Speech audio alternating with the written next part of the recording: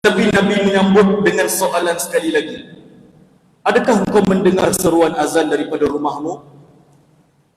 Apa jawab si buta tersebut? Ya Rasulullah, aku dengar azan tersebut. Maka penuhilah seruan tersebut. Apa makna hadis ni nak bagi tahu? Buta tak buta, dengar azan, mai datang.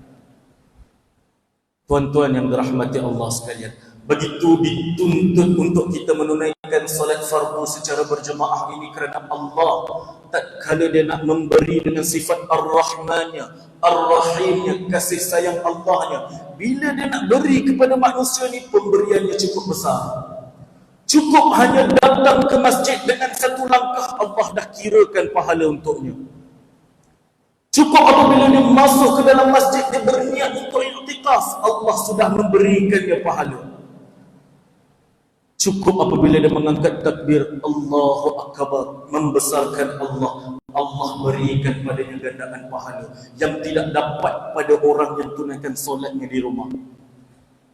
Orang yang solat di rumah ni walaupun berjemaah dapat 27 ganjaran yang Allah sebut solat secara berjemaah. Tetapi banyak ganjaran manfaat yang Allah nak bagi dekat masjid dia tak dapat.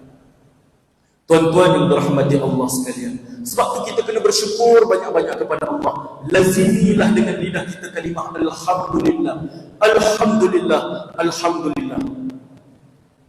Tak kala Allah mengurniakan kepada kita kesihatan yang sempurna, mata yang cukup elok, jelas pada pandangan mata, tangan yang kuat, kaki yang kuat untuk berjalan, maka tunaikanlah tanggungjawab kita sebagai seorang hamba untuk datang ke masjid.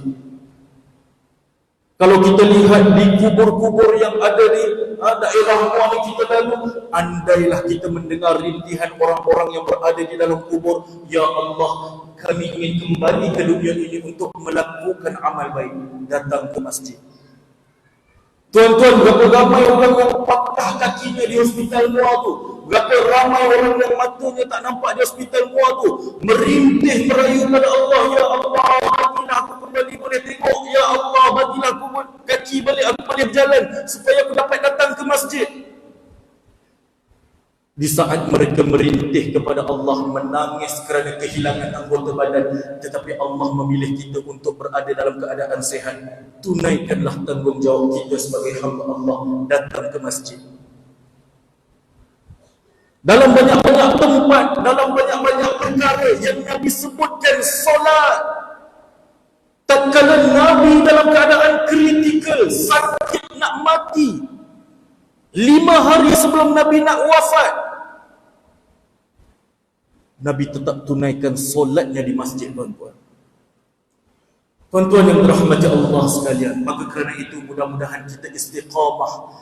Dengan nikmat sihat ini kita dapat istiqamah, tanda sebagai kita orang yang bersyukur dapat datang ke masjid, menunaikan amanah yang Allah telah titipkan kepada kita, anggota badan yang sihat ini, mengabdikan diri kita kepada Allah, solat secara berjemaah dan istiqamah.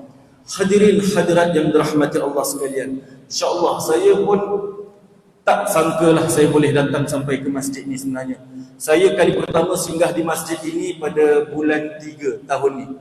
Saya singgah masjid ni kali pertama seumur hidup saya pada bulan 3. Itu kali pertama. Sebabnya time tu saya nak menikah dengan orang sinilah. Dan saya pun tak sangka tepat pada bulan 6 lebih kurang saya pun dihantar untuk bekerja di sini. Dan dengan takdir Allah saya nampak, kali pertama saya nampak masjid ni, oh cukup cantik lah. Tepi dia sungai, dalam kepala otak saya ni tengok ada joran campak nak mancing. Tapi saya tak sangka takdir Allah rupanya akhirnya saya boleh buat perkongsian ilmu di sini. Tuan-tuan yang dirahmati Allah sekalian, itulah takdir Allah. Mudah-mudahan perkenalan kita pada malam ini Allah rahmati dan Allah berkati, insya-Allah. Tuan-tuan yang dirahmati Allah, saya bercadang pada malam ini untuk kita berkongsikan sedikit pesanan Nabi sallallahu alaihi wasallam yang ada pada kitab Arba'in An-Nawawiyah, hadis 40 Imam Nawawi. Dan apabila kali pertama saya datang mana-mana masjid, sebelum saya membacakan kitab tersebut, tak lain tak bukan antara adabnya saya nak kita kenal dulu siapa penulis dia, siapa Imam Nawawi ini. Al-Imam Nawawi rahimahullahu ta'ala anhu merupakan salah seorang figura ataupun insan, tokoh Islam yang sangat hebat. Sumbangannya terhadap Islam ni tak boleh kira, cukup besar.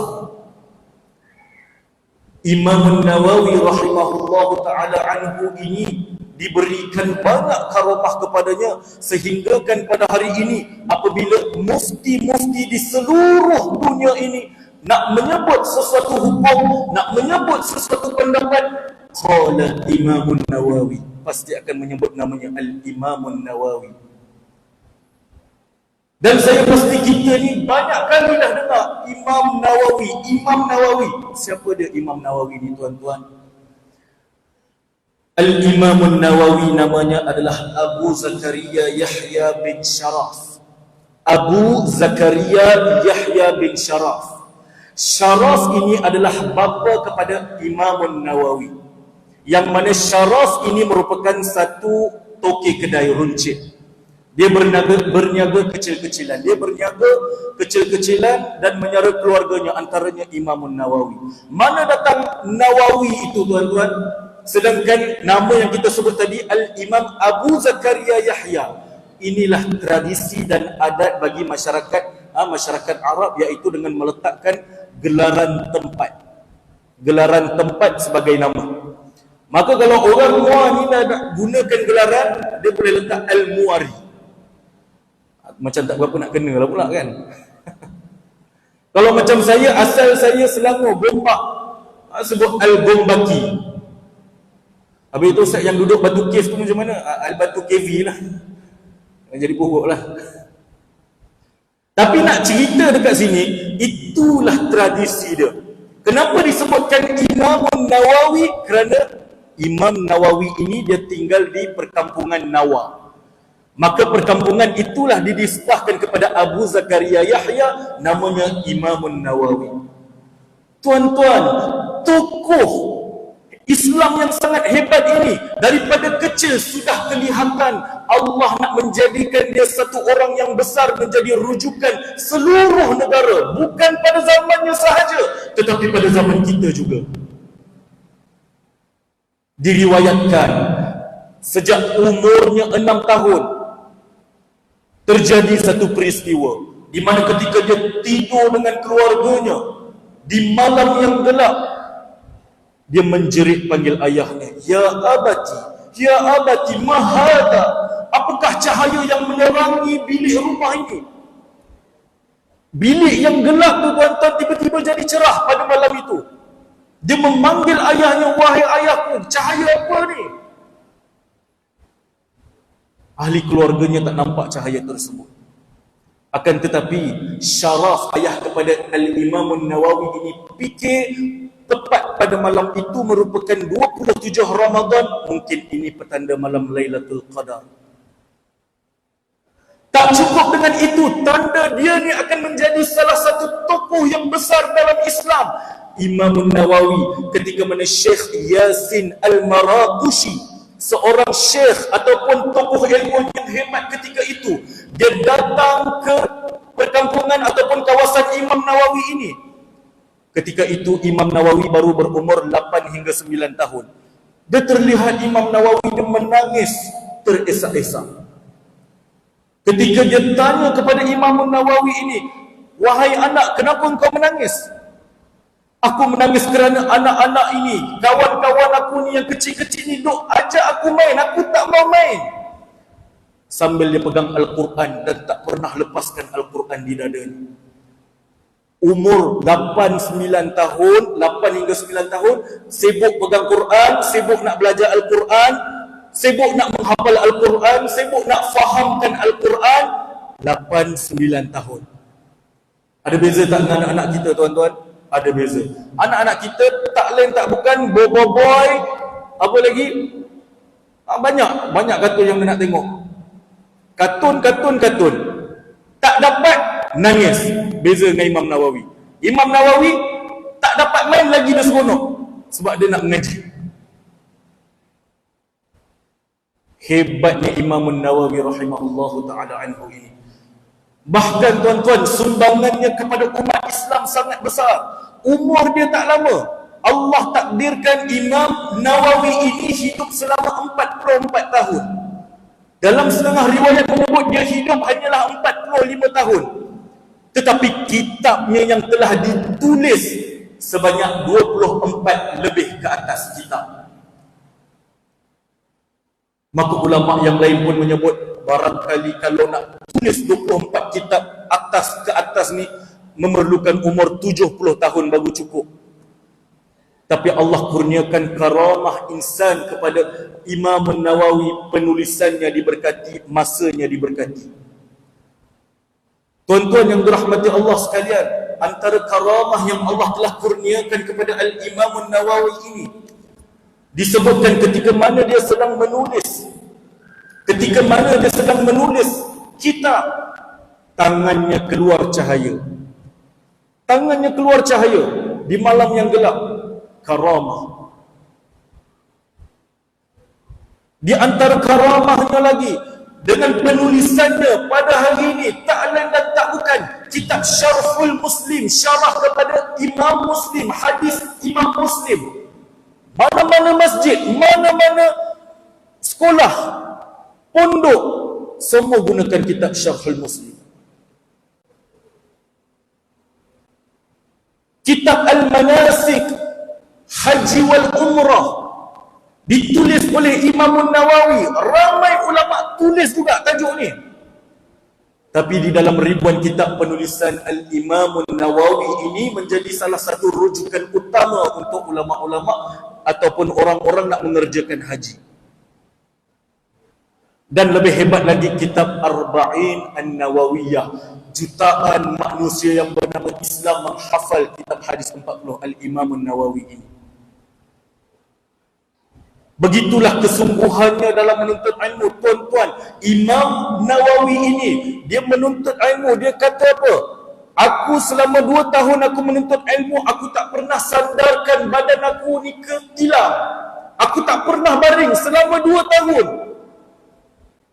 Dia akan tidur duduk. Setelah menuntut ilmu, dia tidur sekejap dalam keadaan duduk 2 tahun untuk menuntut ilmu. Inilah yang bernama Al-Imam Nawawi rahimahullahu ta'ala anhu. Satu tokoh yang cukup besar, satu jasanya yang sangat besar kepada umat Islam, kepada kita hari ini, untuk lebih faham apa itu Islam. Maka hadirin yang dirahmati Allah sekalian, saya dipesanlah untuk kita tak drag masa terlalu lama, maka saya akan cuba ringkaskan. Maka insya-Allah hari ini kita nak bincangkan hadis nombor 7 di dalam hadis Arba'in An-Nawawiyah. Sebelum tu saya nak fahamkan kenapa dia disebut 40, hadis 40, sedangkan dalam kitab ada 42. Kerana ini adalah satu tradisi para ulama, iaitu apabila lahirnya ulama, dia menulis, bila setelah wafatnya dia, datang ulama lain, dia akan adjust, bagi lagi cantik, lagi comel. Maka bermula dengan Imam Ibn Salah, dia mengumpulkan 26 hadis, yang mana hadis ini adalah jami' hadis yang menghimpunkan asas-asas cara hidup Islam yang sempurna. Tidak cukup dengan itu, setelah perginya Ibn Salah, datang Al-Imam Nawawi, dia datangkan lagi 26 hadis. Tepat 42 hadis. Setelah itu datangnya Imam Ibn Rajab Al-Hamdani, dia datang melengkapkan daripada 42 hadis, ditambah lagi 8 hadis, jadi 50 hadis. Maka jadilah kitab Jami'ul Ulum wal Hikam, salah satu kitab yang mana kitab yang masyhur dengan mensyarahkan hadis-hadis Al-Imam Nawawi bawa ni. Tuan-tuan yang dirahmati Allah sekalian, kita bacakan hadis tersebut, yang mana hadis ini merupakan hadis yang sangat besar fadilat dia, sangat besar keistimewaannya, yang dinamakan sebagai agama itu adalah nasihat. Di dalam hadis ini daripada Abi Ruqayyah Tamim bin Daud Aus Ad-Dari radhiyallahu anhu, bahawa Nabi sallallahu alaihi wasallam bersabda, "Ad-dinun nasihah." Qulna liman? Qala lillahi wa li kitabihi wa li rasulih wa li a'immatil muslimin wa ammatihim. Maksudnya, hadis ini diriwayatkan daripada Abi Ruqayyah Tamim bin Aus Ad-Dari. Siapa dia tuan-tuan? Dia ni sahabat Nabi. Dia ni sahabat Nabi yang masyhur dengan membawa gelaran hadis Dajjal. Yang membawa hadis Dajjal, dia ni. Yang bernama Tamim Ad-Dari ni. Kita kenal sedikit dengan sahabat Nabi ni. Siapa dia Tamim Ad-Dari ni? Nama beliau Tamim bin Aus Ad-Dari bin Kharijah. Yang mana beliau ni merupakan seorang sahabat Nabi, dia lewat masuk Islam. Dia masuk Islam ketika 9 Hijrah. Di mana Nabi wafat pada 11 Hijrah. Makna kata 9, 10, 11, 3 tahun sebelum Nabi wafat baru dia masuk Islam. Tetapi sumbangan dia juga dengan 3 tahun ini cukup besar untuk Islam. Kerana apa? Tak lain tak bukan dia sahabat Nabi. Tuan-tuan yang dimuliakan oleh Allah Subhanahu wa taala. Tamim Ad-Dari ini merupakan seorang Kristian. Setelah dia memeluk Islam, maka dia ni antara orang yang sangat kuat tahajudnya. Bila dia solat, dia akan menangis dalam tahajudnya. Kerana apa tuan-tuan?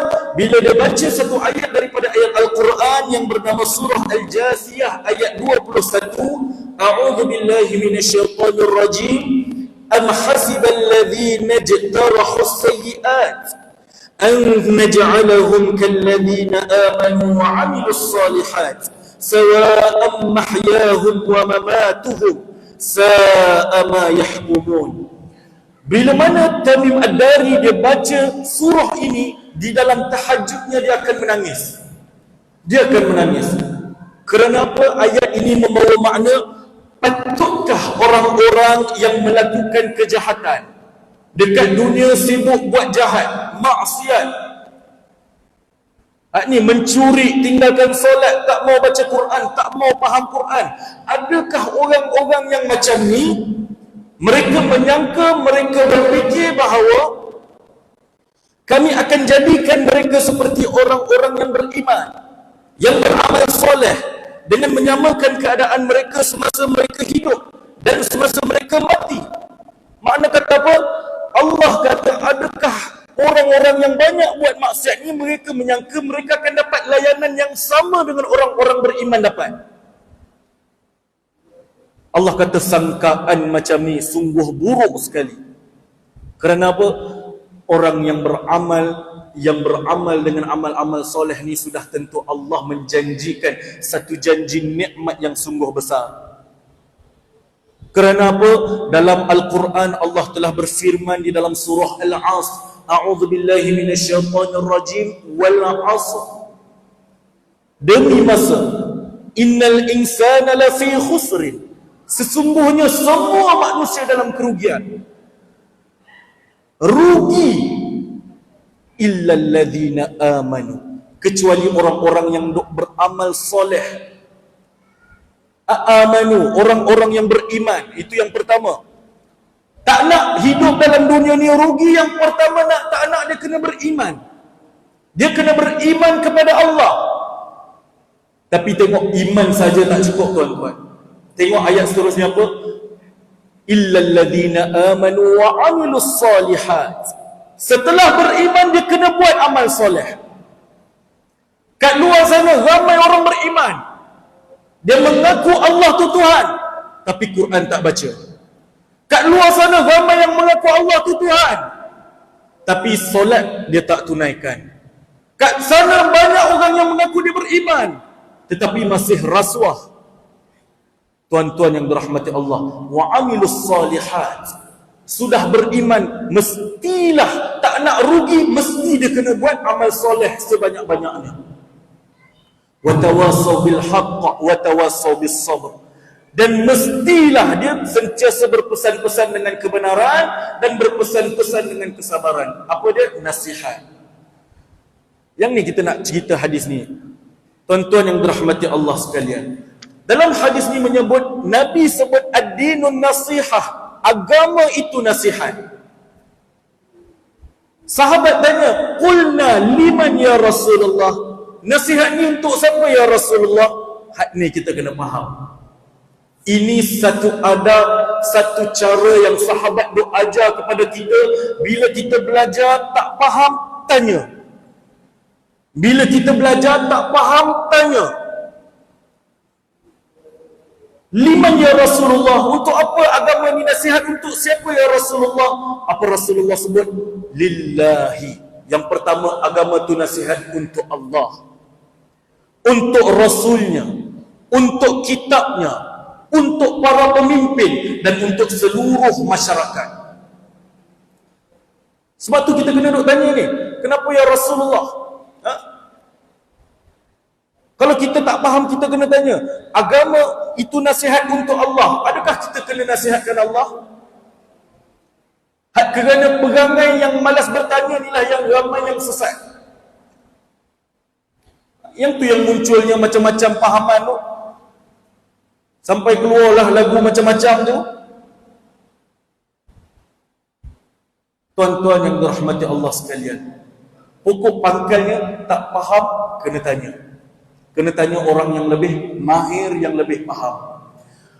Agama itu nasihat. Maka ulama menyebut di dalam huraian hadis ni, tuan-tuan yang dirahmati Allah sekalian, agama tak lain dan tak bukan, dia mesti adanya pesanan nasihat. Nasihat itu apa tuan-tuan? Nasihat itulah pesanan. Pesanan kepada apa? Kepada mentauhidkan Allah. Lillahi, untuk Allah. Makna kata apa? Kita kena beriman dengan Allah sesungguh-sungguhnya dan mempertahankan akidah keimanan kita sesungguh-sungguhnya.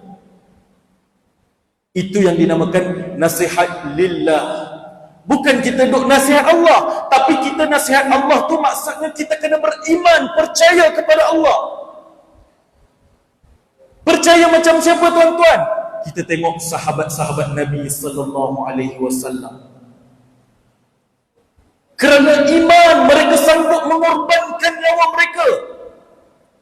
Disebutkan dalam sebuah riwayat, Khabbab bin Arat, dia antara seorang hamba yang awal masuk Islam. Ketika mana dia diseksa oleh tuannya dengan seksaan yang begitu sakit sekali. Diambil besi yang panjang, dipanaskan besi tersebut sehingga merah kerana besi tersebut dan diletakkan di belakang Khabbab. Habis kulit belakangnya sampai tertembus daging. Dalam sebahagian riwayat, Umar bila dia melihat belakang Khabbab, pingsan Umar, melihatkan azab yang begitu dahsyat Khabbab kena. Kerana apa tuan-tuan? Mempertahankan akidah iman ini, kepercayaan kepada Allah. Tak kala kita melihat sahabat Nabi, keluarga Yasir yang mana isterinya Sumayyah, anaknya Ammar, kita lihat nak mempertahankan akidah Islam ni bagaimana? Mereka diletakkan di tengah padang pasir yang panas. Mereka dipakaikan dengan baju besi yang berat, yang cukup panas, berhari-hari.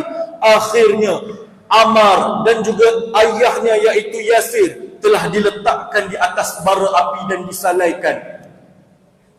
Sumayyah mati dibunuh, wanita pertama Islam syahid, ditusuk dengan tombak, bukan badan, bukan kepala, tetapi di kemaluannya. Kerana apa tuan-tuan?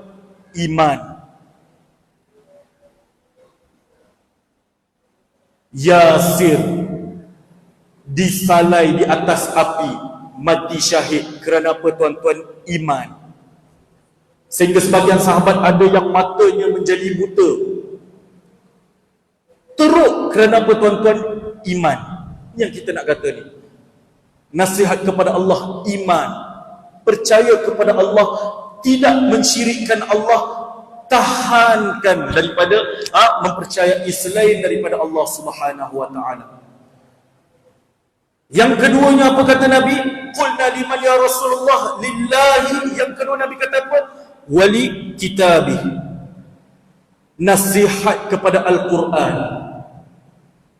Tak baca huraian hadis, tak faham apa yang kita nak nasihatkan ke Al-Quran. Adakah kita nak ambil Al-Quran, kita nasihat Al-Quran, Al-Quran, Al-Quran macam tu ke? Tak, kita kena faham, baca huraian. Makna kata kita kena baca Al-Quran, kita kena faham Al-Quran, kita kena tadabbur Al-Quran. Itu perintah kita. Ada orang sangka dengan baca Al-Quran hidupnya selamat. Saya kata tidak, tuan-tuan. Kerana perintah yang diturunkan kepada kita adalah baca, faham dan tadabbur. Sebab itu ramai yang baca Quran kita tengok pelik lagi akhlak dia. Yang baca Quran masih lagi merempit. Yang baca Quran masih lagi berzina. Yang baca Quran masih lagi banyak perkara kotor dan jijik dia buat. Sebab apa, tuan-tuan? Tak faham Al-Quran. Tak mau baca, tak mau tadabbur ayat Al-Quran. Kerana itu Nabi sebut yang kedua, wali kitabih, baca Al-Quran, faham Al-Quran. Kerana apa? Hudal linnas, ianya petunjuk kepada manusia. Bila anak-anak murid saya tanya kepada saya, Ustaz, macam mana kita nak faham Al-Quran? Bukan baca boleh masuk syurga ke? Saya kata apa? Kalaulah cikgu matematik kamu datang, dia bagi kamu satu kertas, dia suruh baca matematik ini, kamu masuk ke dalam kelas, kamu jawab peperiksaan, boleh lulus tak? Dengan bacaan semata-mata tapi tak faham cara jalan kira dan sebagainya, tetap tak boleh lulus. Maka macam tu juga Al-Quran. Tak boleh baca saja, kita kena faham, kita kena tadabbur. Dalam Al-Quran, dia menunjukkan jalan cara hidup daripada A to Z.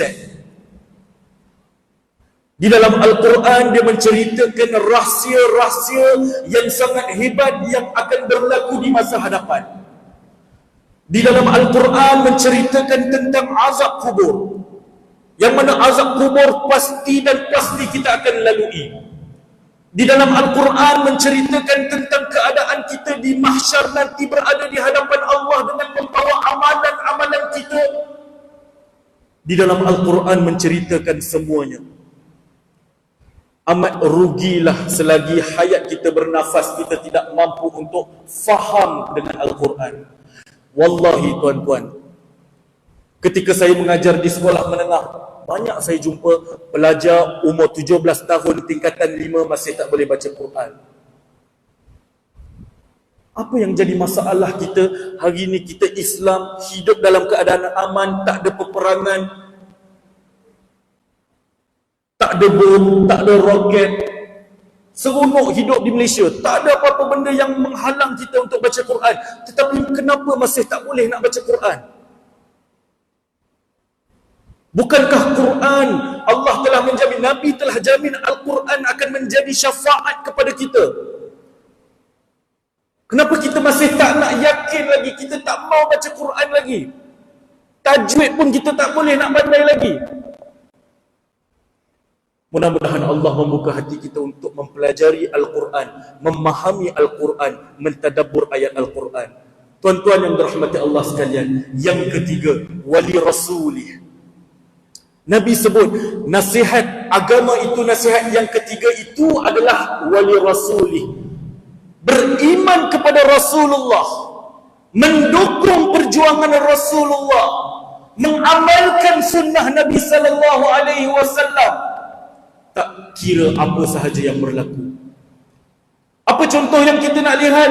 Tengok para sahabat radhiyallahu anhu ta'ala anhu. Apa yang berlaku pada sahabat? Mereka bermati-matian bersama Nabi untuk mengikut sunnah Nabi, menegakkan dakwah Nabi, menyokong Nabi meskipun mereka disiksa dengan begitu hebat. Hari ini kita lihat berapa banyak orang yang telah mentuhmah, mencaci, memaki Nabi sallallahu alaihi wasallam. Kita masih duduk diam, tak cakap apa-apa.